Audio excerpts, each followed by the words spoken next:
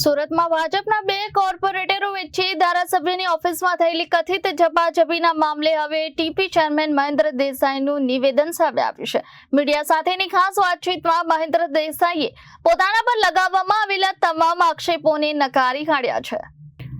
આરોપોનો સામનો કરી રહેલા ટીપી ચેરમેન મહેન્દ્ર દેસાઈએ ખુરશી વડે હુમલો કરવા તેમજ મારપીટ કરવાના તમામ આક્ષેપોને પાયાવિહોણા ગણાવ્યા છે। તેમના જણાવ્યા અનુસાર સોસાયટીના પ્રશ્નોને લઈને ધારાસભ્યની હાજરીમાં બેઠક યોજાઈ હતી। બેઠક પૂર્ણ થયા બાદ ચા પાણી દરમિયાન માત્ર ઉગ્ર બોલાચાલી થઈ હતી, પરંતુ કોઈ પ્રકારની મારપીટ કે હુમલો થયો ન હતો।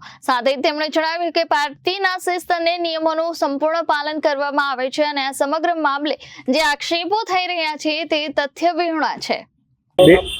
બે દિવસ પહેલા મારા વિસ્તારની એક સોસાયટીના પ્રશ્ન માટે માન્ય ધારાસભ્ય શ્રી કાંતિભાઈ બલરની ઓફિસ ઉપર સોસાયટીના આગેવાનો રજૂઆત માટે આવવાના હતા। માન્ય ધારાસભ્ય શ્રી અમને ચારેય કોર્પોરેટરોને એ રજૂઆતના અમે લોકો સાથી રહીએ એના માટે અમને ટેલિફોનિક જાણ કરી હતી અને સમય પ્રમાણે અમે ત્યાં જે સર સોસાયટીના આગેવાનો રજૂઆત માટે આવ્યા ત્યારે અમે ચારેય કોર્પોરેટરો ત્યાં હાજર પણ હતા। સોસાયટીના આગેવાનોની જે કંઈ ફરિયાદો હતી એમની સાંભળી અને એના નિરાકરણ માટે અમે લોકો આવનારા સમયમાં કામે પણ લાગવાના છીએ।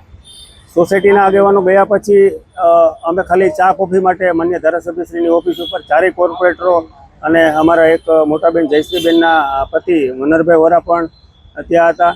એક મતભેદને લઈને અમારા વચ્ચે ખાલી એક ઉગ્ર બોલાચાલી થઈ છે, બીજી કોઈ બાબતો એનાથી આગળ વધી નથી।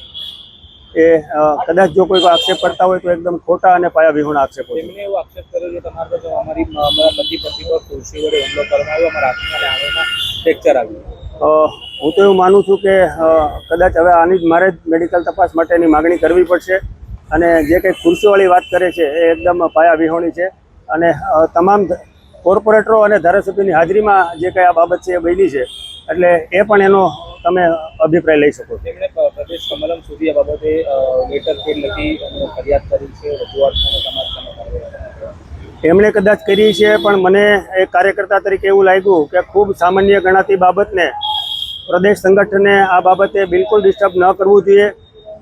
અમારા તમામ નેતાઓ સતત લોકોની વચ્ચે લોકોની સુખાકારી માટે સતત કામ કરતા હોય તો આ સામાન્ય બાબતમાં મેં પ્રદેશના કોઈ નેતાને ડિસ્ટર્બન્સ કરવા માટેના બિલકુલ પ્રયત્ન નથી કર્યા અને મેં મારી વાત પણ કોઈ પદાધિકારીઓ સુધી પહોંચાડી નથી। તમે રજૂઆત કરશો આગામી સમયમાં? જરૂર જણાશે અથવા તો મને પ્રદેશમાંથી કંઈ કે શહેરમાંથી પૂછવામાં આવશે તો હું મારી વાત ચોક્કસપણે મૂકીશ।